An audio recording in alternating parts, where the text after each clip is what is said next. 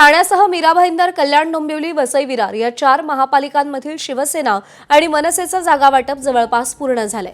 ठाण्यात एकीकडे महायुतीचं जागावाटप रखडलेलं असताना मनसे आणि शिवसेनेच्या जागावाटपानं चांगलीच आघाडी घेतली आहे। विशेष म्हणजे काँग्रेस आणि राष्ट्रवादीनेही पुढाकार घेत आघाडीचा प्रस्ताव दिलाय, तर त्यांच्यासाठीही काही जागा सोडण्याची तयारी दोन्ही पक्षांनी दाखवली आहे।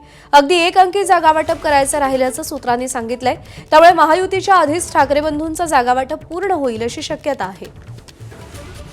अक्षय भाटकर आपले प्रतिनिधी आपल्याला अधिक अपडेट देतील। अक्षय, कशा पद्धतीनं आता ठाकरे बंधू जागावाटपात आघाडी घेताना दिसतायत? ठाणे जिल्हा हा अत्यंत महत्त्वाचा आहे, कारण की या ठिकाणी 6 महानगरपालिका आहेत आणि ठाण्याच्या बाजूला असलेल्या पालघरमध्ये 1 महानगरपालिका, अशा 7 महानगरपालिकांसंदर्भात ठाकरे बंधूंमध्ये चर्चा झाली।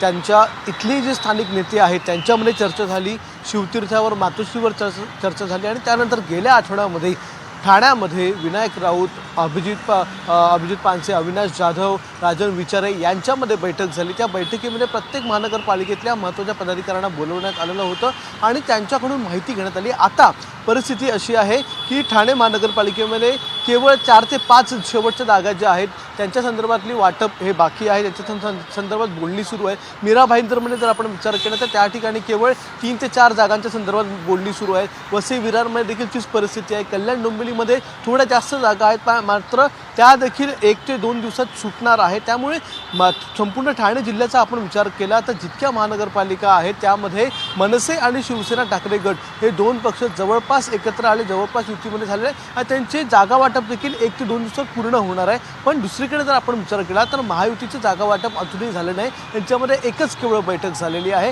आणि त्या बैठकीनंतर देखील भाजपमधून विरोधाचा सूर उमटलेला आहे। आता ज्यावेळी पक्षश्रेष्ठी निर्णय घेतील त्याचवेळी पुढच्या बैठका होणार आहेत। मात्र इथे महाविकास आघाडीच्या संदर्भात एकूण आपण विचार केला तर त्यामध्ये देखील 2 पक्ष म्हणजे मनसे आणि शिवसेना ठाकरे गट एकत्र आले असेल तरी देखील काँग्रेससाठी मात्र आणि राष्ट्रवादी काँग्रेसच्या शरद पवार गटासाठी मात्र जर त्यांचा प्रस्ताव आला तर आम्ही जागा सोडू, त्यांच्यासाठी देखील आमच्याकडे जागा आहे असा विचार आधीच करण्यात आलेला आहे, अशी सूत्रांनी माहिती दिलेली आहे। त्यामुळे सकारात्मकरित्या हे जागा वाटप हे 2 ठाकरे बंधूंचं पूर्ण झालेलं आहे आणि ज्यावेळी युती अधिकृतरित्या जाहीर होईल मनसे आणि शिवसेना ठाकरे गटाची, त्याच्या आधीच ठाणे जिल्ह्यातलं जागा वाटप जे आहे हे पूर्ण झालेलं असेल आणि प्रचाराला हे सगळे नेते लागतील। बरोबर आहे, निवडणुकीला सामोरं जात असताना जागा वाटप निश्चित होणं ही अत्यंत महत्त्वाची पायरी असते आणि या पायरीवरती ठाकरे बंधूंनी आघाडी घेतली आहे। अक्षय, धन्यवाद दिलेल्या या सगळ्या सविस्तर माहितीसाठी।